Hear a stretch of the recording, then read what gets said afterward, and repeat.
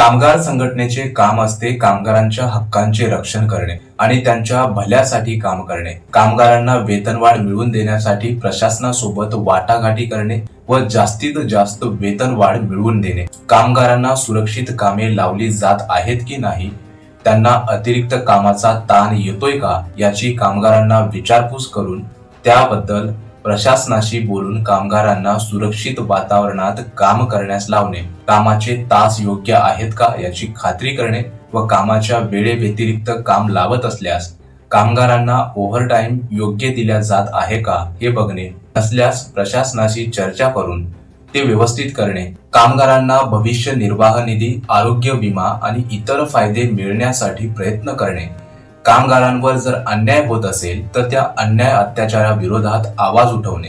कामगारांना कायदेशीर अडचणींमध्ये मदत करणे. कामगारांना प्रशिक्षण किंवा नवीन कौशल्य शिकण्यासाठी प्रयत्न करणे.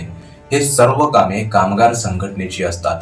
एकंदरीत पाहता कामगार हितासाठी प्रत्येक काम करणे हे कामगार संघटनेचे असते.